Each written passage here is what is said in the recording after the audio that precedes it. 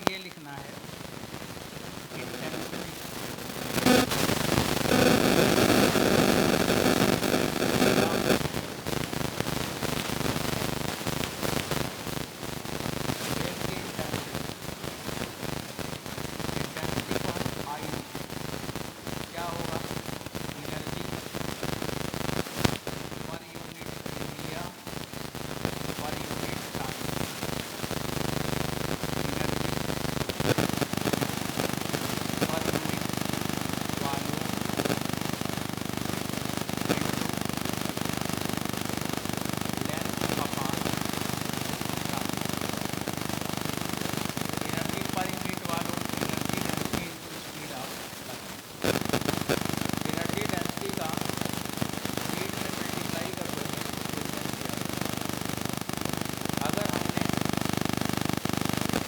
दिया कि लाइट की स्पीड कितनी है,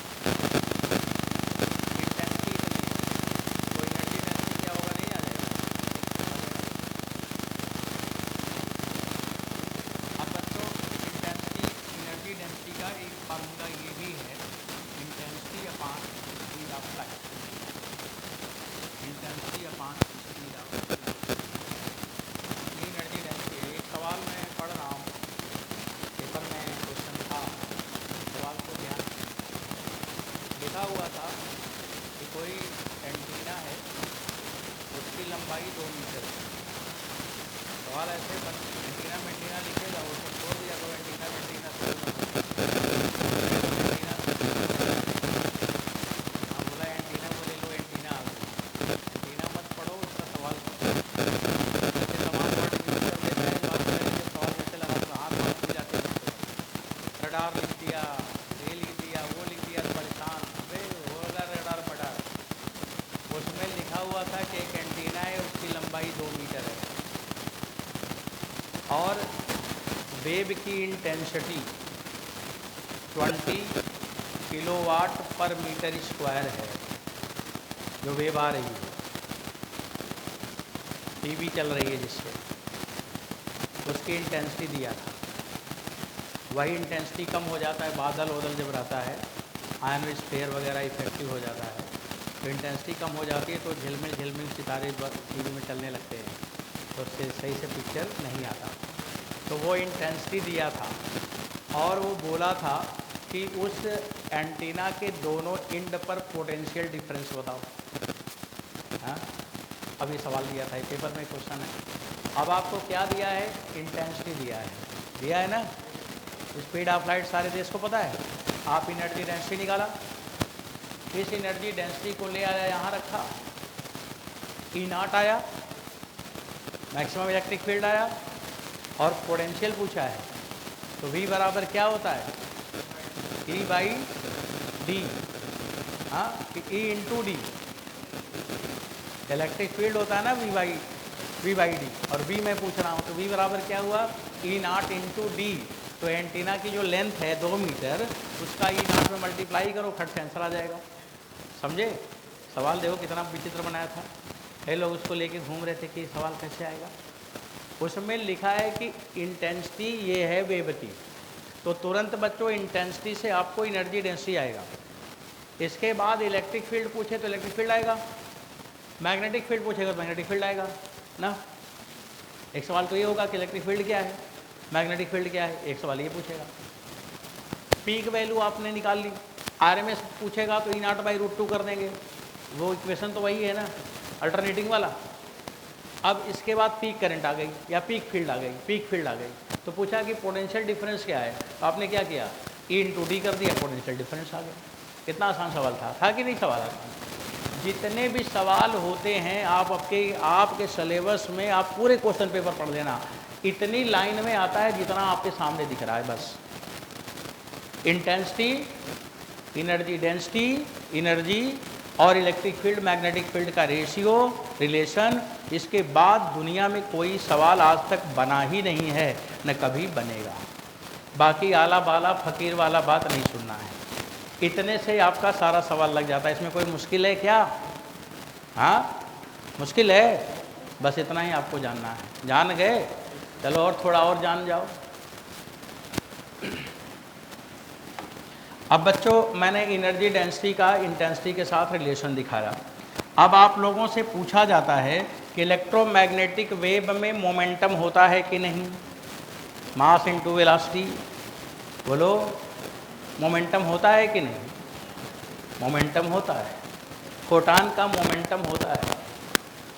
फोटान में मोमेंटम भी होता है और एनर्जी भी होता है। डी ब्रागली वेव केमिस्ट्री में पढ़े नहीं, उसमें मोमेंटम से ही तो वेवलेंथ आता है, तो मोमेंटम नहीं होता, होता है ना। तो इंटेंसिटी भी पूछता है और मोमेंटम भी पूछता है। अब लिखो मोमेंटम। मोमेंटम, अब आपको मोमेंटम पता करना है। मोमेंटम कैसे आएगा? अब ये मोमेंटम इस बात पे डिपेंड करेगा कि वेव सीधे जा रही है, एब्जॉर्ब हो रही है कि रिफ्लेक्ट हो रही है। किस पे डिपेंड करेगा? एब्जॉर्ब हो रही है कि रिफ्लेक्ट हो रही है। मोमेंटम, आप बताइए इंटेंसिटी क्या है? Energy per unit area per unit time, यही है energy per unit area per unit time. बच्चों बोर्ड पे देखना, अभी लिखना मत, अभी सुनना पहले। ज़्यादा लिखा मत किया करो, ज़्यादा सुना करो।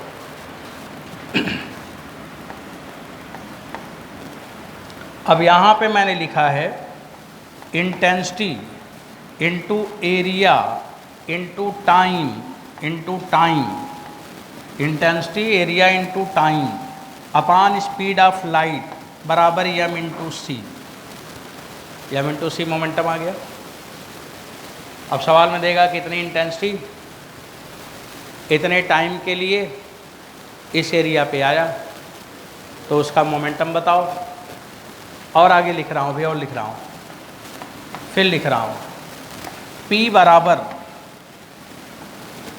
Intensity time upon C।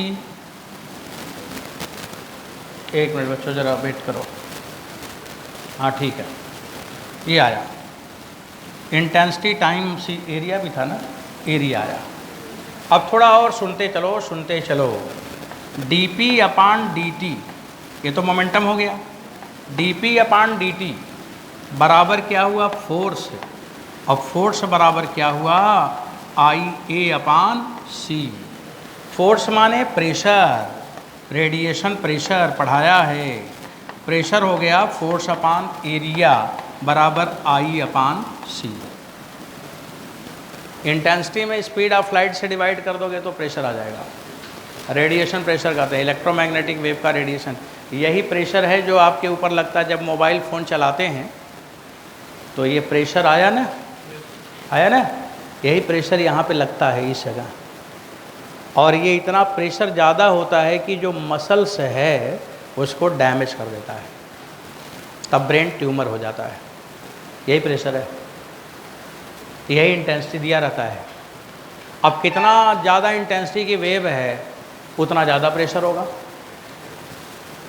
5G network का प्रेशर ज़्यादा है, 2G में कम था। अब 10G आएगा तो और ज़्यादा होगा, तो आदमी पता चला कि दिमाग ही उड़ गया एक साइड का। लेफ़्ट साइड कान में लगाएंगे तो लेफ़्ट साइड का ब्रेन चला गया। अब विदाउट एक साइड का ब्रेन काम करेगा, अब दूसरी तरफ सुनेंगे तो पूरी तरह शून्य हो जाएगा। हाँ, ये खतरनाक बातें हैं बच्चों। ये मैंने लिखा, अब देखो फिर से लिखेंगे आप। फॉर एब्जॉर्बशन, फॉर एब्जॉर्बशन, अगर वो वेव एब्जॉर्ब हो गया, जैसे माइक्रोवेव है तो क्या हुआ? रडार में एब्जॉर्ब हो गया, एंटीना में एब्जॉर्ब हो गया। हाँ, रडार एंटीना में एब्जॉर्ब होता है ना, तभी तो आगे सिग्नल जाके लोग देख पा रहा है कि जहाज़ कहाँ जा रही है, टीवी कहाँ चल रही है, तो एब्जॉर्ब हो गया। अगर एब्जॉर्बशन है तो बच्चों फोर्स या प्रेशर आएगा, I अपॉन C आएगा। प्रेशर कितना आएगा? ये P प्रेशर है ना, मोमेंटम नहीं है, ये प्रेशर आएगा। और अगर एब्जॉर्बशन नहीं है, रिफ्लेक्शन है, फॉर रिफ्लेक्शन, तो जब रिफ्लेक्शन होगा तो जो प्रेशर आएगा, प्रेशर P बराबर आएगा I/C 1 + R। क्या आएगा? 1 + R। R क्या है? रिफ्लेक्टेंस। R क्या है? रिफ्लेक्टेंस। अगर 100% रिफ्लेक्ट हो गया, 100% रिफ्लेक्टेड, तो बच्चों अगर 100% रिफ्लेक्टेड हो गया तो प्रेशर जो आएगा वो आ जाएगा 2I/C, क्योंकि 100% रिफ्लेक्टेंस में R बराबर 1 है। अगर 50% रिफ्लेक्ट हो गया तो R का मान 1/2 है। 10% रिफ्लेक्ट हो गया तो R का मान 1/10 है। सही है? तो अब कितना रिफ्लेक्ट हुआ उसके हिसाब से हम लोग प्रेशर पता कर लेंगे, कितना प्रेशर आएगा। अब बच्चों थोड़ी सी एक छोटी बात और कर लो। अगर हम लोगों ने प्रेशर निकाल लिया, अब देखो जनरल इक्वेशन लिख रहा हूँ, हाँ, यही हमें याद है, यही आपको याद रहे। प्रेशर हुआ IC 1 + R, I/C 1 + R, याद हो गया? प्रेशर जब भी पूछे ये। अब प्रेशर जब आ जाए तो फोर्स पूछेगा, तो फोर्स पूछेगा तो क्या होगा? Pressure into area. तो प्रेशर हमें दिया रहेगा, हम निकाल लेंगे, एरिया पता रहेगा किस एरिया पे आ रहा है। जैसे बोला कि रडार है और उसका एरिया 2 मीटर स्क्वायर है, तो उस पर कितना प्रेशर आएगा, कितना फोर्स आएगा। तो प्रेशर तो फिक्स हो गया, एरिया से कोई मतलब ही नहीं है, लेकिन फोर्स का तो मतलब है ना। अब फोर्स जब निकालना है तो आप लिखेंगे I/C 1 + R इंटू एरिया ना। अब बच्चों अगर आपसे पूछा है कि मोमेंटम का चेंज कितना हुआ, फोर्स क्या है? ΔP/ΔT। तो ΔP/ΔT क्या हुआ भाई? IA/C 1 + R हो गया बच्चों। अब अगर वो बोल दिया कि ΔT गिवन है, क्वेश्चन में बोलता है कि 1 माइक्रोसेकंड में ये चेंज हुआ, आप तुरंत सिग्नल तो नहीं पकड़ता ना, कुछ तो टाइम लगता है। टीचर बोलेगा कि 1 मिलीसेकंड में ये रिस्पांस टाइम 1 मिलीसेकंड है, तो रिस्पांस टाइम मतलब हर डिवाइस का एक टाइम होता है, रिस्पांस टाइम। आपका भी वही रिस्पांस टाइम होता है। जैसे मैंने कुछ पूछा, जैसे मैंने पूछा वैसे ही आप नहीं बोल पाएंगे। या तो आप कॉपी लेके देखे रहो जो मैं पढ़ाया हूँ पिछले साल, मान लो, तो तुरंत बोल दोगे सर यही तो बोले, यही लिखा है, हाँ। और नहीं तो आप थोड़ा रुकेंगे, सुनेंगे, तब बोलेंगे। तो वो क्या है? Response time. अब किसी का ब्रेन बहुत तेज है, तो जिसका बोलते हैं कि शार्प ब्रेन, तो वो थोड़ा जल्दी बता देगा। और अगर शार्पनेस कम है, डलनेस ज़्यादा है, बताएगा वो भी, क्लास में नहीं बता पाया, घर जाते जाते वो भी समझ जाएगा, अच्छा यही तो पूछे थे, इसका मतलब रिस्पांस टाइम क्या है? ज़्यादा है। तो रिस्पांस टाइम हर डिवाइस का होता है। हम इलेक्ट्रिकल डिवाइस जितने भी बनाएंगे, इलेक्ट्रॉनिक डिवाइस जितने भी बनाएंगे ना, रिस्पांस टाइम पेपर में दिया रहता है कि 1 मिलीसेकंड पे काम करेगा, 1 माइक्रोसेकंड पे काम करेगा, ऐसे वो दिया रहता है। तो रिस्पांस टाइम, जैसे आप जैसे ही फ़ोन मिलाते हैं नंबर क्या तुरंत बज जाता है, उठ जाता है? थोड़ा देर लगता है तब वो उठाता है या घंटी जाती है, तो रिस्पांस टाइम है। जैसे ही आप नंबर डायल करो, कान में लगाओ, घंटी सुनाई दी, थोड़ी देर बाद टुन टुन बोलने लगता है, हाँ, इसका मतलब वो रिस्पांस टाइम है। तो यहाँ पे रिस्पांस टाइम है ΔT है। तो बच्चों अब हम लिखेंगे चेंज इन मोमेंटम, कितना मोमेंटम में चेंज आया, किसमें? वेव के। किसके मोमेंटम में? वेव के। तो change in momentum, change in momentum due to EM wave, due to EM wave, ΔP, ये मोमेंटम का चेंज है, स्मॉल p कर लो इसको, प्रेशर भी लिखा है ना, एक को ΔP स्मॉल कर लो, ΔP। तो क्या आया बच्चा लोग? IA/C 1 + R इंटू ΔT हो गया। देखो जब पेपर में आएगा, अब देखो आपके सिलेबस में 3 ही चीज़ लिखा है, चौथी चीज़ लिखा नहीं है, तो हम क्यों बताएंगे? 3 ही चीज़ लिखा है। क्या क्या लिखा है? मोमेंटम, रेडिएशन प्रेशर और इंटेंसिटी और एनर्जी डेंसिटी से ही आएगा। रिस्पांस टाइम का जिक्र है तो वो आपने देख ही लिया। इसके बाद बच्चों अराउंड इसके आगे कोई सवाल कभी नहीं आता। आप हमें बताओ कि ये सब आएगा तो लगा पाएंगे कि नहीं लगा पाएंगे? अगर पोटेंशियल पूछेगा आ जाएगा, और अगर पोटेंशियल दिया हो तो इलेक्ट्रिक फील्ड आ जाएगा, और इलेक्ट्रिक फील्ड आ जाएगा तो एनर्जी आ जाएगा, एनर्जी आ जाएगा तो इंटेंसिटी आ जाएगा, इंटेंसिटी आ जाएगा तो प्रेशर आ जाएगा, प्रेशर आ जाएगा तो मोमेंटम आ जाएगा। सबका रिलेशन एक दूसरे से लिंक है। इसके अलावा देश में कोई सवाल आज तक बना नहीं। समझ गए? इतनी बात हो गई। अब इधर उधर की कुछ बात कर लो। 2 मिनट टाइम ज़्यादा हो गया क्या? अच्छा चलो थोड़ा और कुछ बात कर लें। ज़्यादा तो हो ही गया टाइम, तो हो गया तो हो गया, थोड़ी सी बात और कर लेते हैं।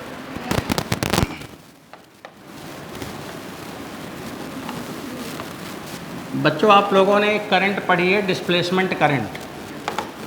नोट कर लीजिए इसको। कैपेसिटर वाले चैप्टर में है, ये पढ़ाया है मैंने, पढ़ाया है। इसको लिखो आप, डिस्प्लेसमेंट करंट। बातें नहीं, एकदम शांत। मैं इस समय इलेक्ट्रोमैग्नेटिक वेव का टॉपिक रन करा रहा हूँ। मैक्सवेल करंट, डिस्प्लेसमेंट करंट माने मैक्सवेल करंट। आईडी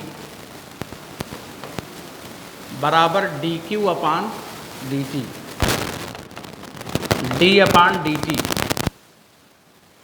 क्यू बराबर surface charge density into area. Electric field बराबर सिग्मा अपान अपसाइलेंट नॉट, तो सिग्मा बराबर अपसाइलेंट not E. D upon d T, अपसाइलेंट not E into A. Flux बराबर होता है इलेक्ट्रिक फील्ड इंटू एरिया बराबर अपसाइलेंट not D phi upon d t. This is the displacement current. Flux, electric flux का rate change, electric flux का rate change से आपको क्या मिलता है? Displacement current. तो डिस्प्लेसमेंट करंट जान गए क्या है? ये है।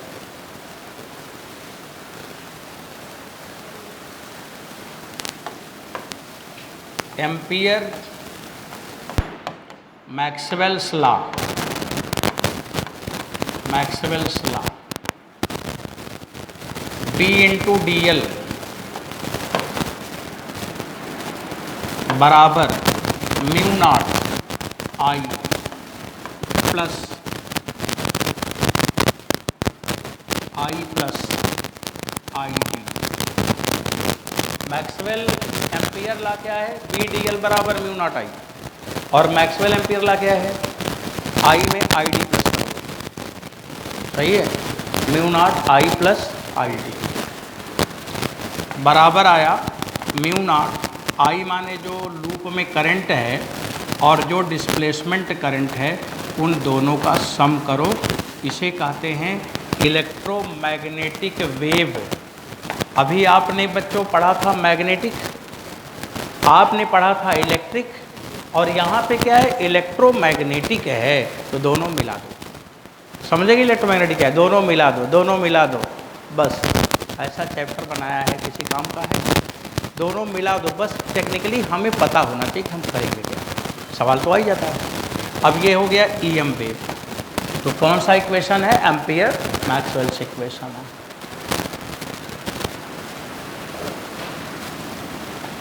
दूसरा इक्वेशन है बी और डी एस, फील्ड को सरफेस वेक्टर। तो बताइए बच्चों, कोई मैग्नेट है अगर, तो मैग्नेट अगर है नॉर्थ पोल और साउथ पोल वाला, अब उसमें, अब मेरी बात सुनते रहेंगे ना, फिर लिखना भी है आपको, पहले सुन लीजिए। मैग्नेटिक फील्ड और मैग्नेटिक फील्ड बात कर रहे हैं, मैग्नेट की बात करें जिसमें नॉर्थ पोल और साउथ पोल है। तो नॉर्थ पोल का चार्ज प्लस एम है, मैग्नेटिक चार्ज साउथ पोल का माइनस एम है। अब उसमें अगर गॉस लॉ लगाओ तो क्यू इन की जगह मैग्नेटिक चार्ज लिखेंगे टोटल, तो एक प्लस है एक माइनस है, तो क्या हो जाएगा? जीरो हो जाएगा। इसका मतलब बराबर क्या हो गया? जीरो। ये दूसरा इक्वेशन आ गया। ये पहला इक्वेशन है ईएम वेव का, और ये दूसरा इक्वेशन है ईएम वेव का। सही है? बी डी एस का मान 0 होगा। तीसरा इक्वेशन गॉस से आएगा, इलेक्ट्रिकल के लिए लिखा गया है ई डॉट डी एस बराबर क्या आया, क्यू इन अपान अपसाइलेंट नॉट। ये तीसरा इक्वेशन है, ये आपने पढ़ा ही है, गॉस लॉ है और क्या, यही सब इसी को कहते हैं इलेक्ट्रोमैग्नेटिक वेव के 4 इक्वेशन। 3 तो लिख दिया, चौथा लिखने जा रहा हूँ।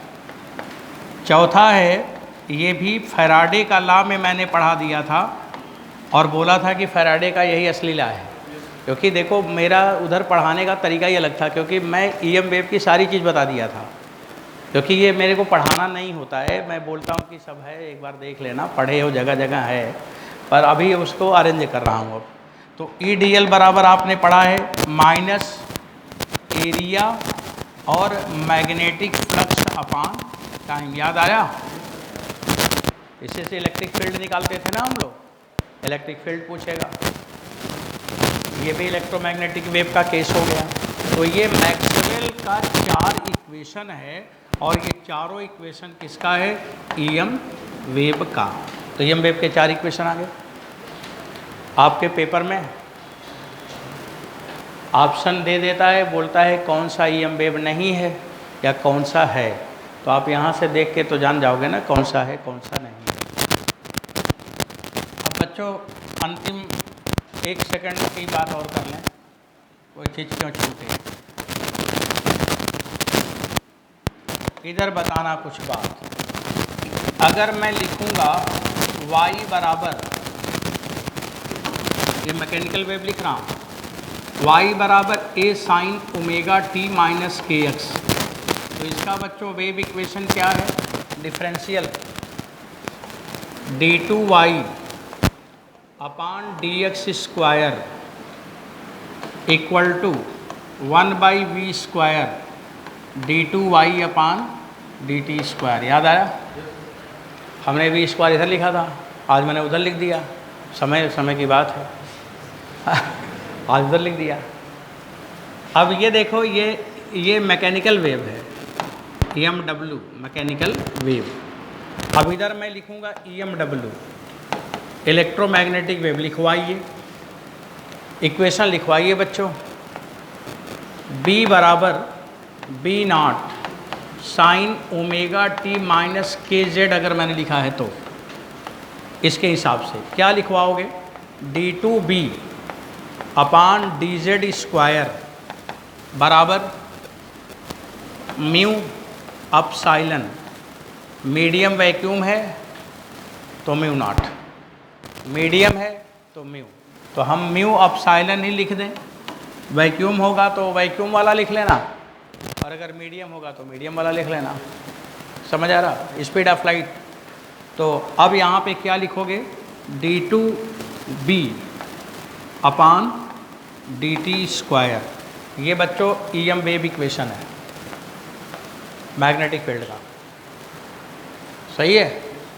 अब इलेक्ट्रिक फील्ड का भी ऐसे लिख लो, इलेक्ट्रिक फील्ड का बोलो आप लोग, अब एक बोल दिया करो, एक तो आपको बताना रहेगा ना। d2e y पे है क्या, x पे हो तो x, y पे जिस पे हो उधर लिखना है, बराबर ईएम वेव है ना तो म्यू अपसाइलन ही होगा, और यहाँ पे d2e अपान dt स्क्वायर। बच्चों ये इक्वेशन है, एग्जाम में आता है, इसके अलावा और कुछ नहीं आता है। अब आप 5 मिनट रेस्ट कर लें, तब आके पोलराइजेशन आगे बढ़ाएं। पोलराइजेशन के पहले हमने ईएम वेव डिस्कस कर दिया, क्योंकि टॉपिक वही है, जैसा है पढ़ाना वैसे ही पढ़ा रहा हूँ, पहले हमें वही बताना था ये वाला, इसके बाद अब हमें जिसको पढ़ना है उसको पढ़ेंगे। अच्छा एक बात बताओ, ईएम वेव में कौन कौन वेव है, गामा रे, एक तरफ से शुरू करो, गामा रे, शांत रहो, पहले शांत रहो, शांत, तो मालूम है सब आपको आता है। मेरी बात सुनो, जो मैं पूछ नहीं रहा हूँ, मैं कुछ ऐसे बोल रहा हूँ। पहले गामा रे है, गामा रे कैसी गामा रे है, मोस्ट पेनिट्रेटिंग, कहाँ पे जनरेट होती है, न्यूक्लियर रिएक्शन में। गामा रे कहाँ आती है, जब भी आप न्यूक्लियर रिएक्शन करते हैं तो गामा रे लिखते हैं कि नहीं, अल्फ़ा बीटा गामा क्या शहर में आता है, वो तो न्यूक्लियस के अंदर ही आता है ना, तो वो न्यूक्लियर रिएक्शन में आता है। गामा रे मोस्ट पेंट्रेटिंग है, कॉस्मिक रेज ही होता है उसमें भी। तो गामा रे के बारे में ये हो गया। इसके बाद फिर एक्सरे पढ़ते हैं, उसके तुरंत बाद एक्सरे आता है, मतलब थोड़ा कम पेंट्रेटिंग। एक्सरे का यूज़ कहाँ होता है, पढ़े हो, पढ़ाऊँगा भी। एक्सरे का यूज़ कहाँ है, बोन वगैरह में डिटेक्शन। लोग सोने गोल्ड वोल्ड का सामान लेके जा रहे हैं, तस्कर लोग, उनको चेक करना, ये सब अभी पढ़ाऊँगा, एक्सरे पढ़ाऊँगा। तो जब पढ़ाऊँगा तो बताऊँगा, बस ऐसे नाम ले लेता हूँ अभी। अभी मैं गामा रे भी पढ़ाऊँगा न्यूक्लियस में, एक्सरे भी पढ़ाऊँगा एक्सरे में ना। इसके बाद अल्ट्रा वायलेट आता है। अल्ट्रा वायलेट रेज खतरनाक रेज होती है। वो क्या करती है, बर्न, ये सेल वगैरह जला देती है। इसलिए अल्ट्रा वायलेट रेज को ओजोन लेयर रोकता है। वो 80 किलोमीटर दूर है। कितना किलोमीटर बोला, 80 किलोमीटर दूर है, वही रोकता है। अभी इसको भी जब मॉडर्न फिजिक्स का आखिरी होने लगेगा तो सबका रेंज वेंज लिखवा देंगे, कौन कहाँ पे है, कौन कहाँ पे है, कैसे हमें क्या दिखेगा। तो ओजोन लेयर रोकता है, फिर भी कुछ पास करके हमारे एटमॉस्फेयर में आ जाती है। तो उसका सबसे ख़तरनाक क्या काम है हमारा, सबसे उसका इफ़ेक्ट होता है आँख पर, सबसे ज़्यादा आँख पे इफ़ेक्ट होता है। आँख का जो पिपिल है, ये काला वाला, वो सिकुड़ जाता है अगर आप बिना चश्मे का। इसीलिए जब भी धूप में निकलें तो अच्छे ग्लास का चश्मा लगा के निकलना चाहिए, जो अल्ट्रा वायलेट को एब्जॉर्ब करे और आँख पर जाने ना दे। ऐसे ग्लास को लगाना चाहिए, नहीं वो जब सीधे हमारे आँख पे पड़ता है तो जो पिपिल है वो क्या करता है, उसको श्रिंक कर देता है। जब श्रिंक कर देता है तो बहुत जल्द हमें चश्मे वगैरह लगाने की ज़रूरत पड़ती है। और कोई भी लेटर को पढ़ते हैं तो ये आँख ये जो है सिकुड़ने लगती है ऐसे। तो इसका मतलब है कि अल्ट्रा वायलेट का इफेक्ट आ गया उसके ऊपर, अल्ट्रा वायलेट से बचना चाहिए। अल्ट्रा वायलेट के आगे जब चलेंगे तो क्या आएगा, विजिबल आएगा, लाइट पढ़े ही हो। उसके आगे आएंगे तो इंफ्रारेड आएगा। इंफ्रारेड का काम क्या है, एटम को एनर्जी देना। इंफ्रारेड को सारे मटेरियल एब्जॉर्ब कर लेते हैं, दुनिया के हर मटेरियल इंफ्रारेड को एब्जॉर्ब कर लेता है। इंफ्रारेड का काम क्या है, इंटरनल एनर्जी देना। इसके बाद माइक्रोवेव आता है। माइक्रोवेव का काम क्या है, जितने भी इलेक्ट्रॉनिक डिवाइसेस हैं, जितने भी इलेक्ट्रिकल डिवाइसेस हैं, सब माइक्रोवेव पे चलते हैं। इसके ऊपर जब हम चलते हैं तो रेडियो वेव आता है। रेडियो वेव का काम क्या है, रडार, टीवी, इन सब के लिए काम करता है ना, ये सबके काम हैं। तो ये इतनी बात हो गई। अब बच्चों 5 मिनट 7 मिनट का रेस्ट ले लो, क्योंकि अब ज़्यादा है नहीं, 40 मिनट का लेक्चर है। तो जब लौट के आएंगे तो पोलराइजेशन कंप्लीट करके चैप्टर आपका कंप्लीट करके रोक लेंगे, तब मॉडर्न फिजिक्स और ऑप्टिकल इंस्ट्रूमेंट रह जाएगा, जो होली के बाद पढ़ेंगे। और अगर आप पढ़ना चाहेंगे तो हमें कोई दिक्कत नहीं, हम कल भी पढ़ा सकते हैं। चलिए ठीक है, अभी 5 मिनट का ब्रेक। जल्दी बैठिएगा, जल्दी एक सेशन लिया आपका।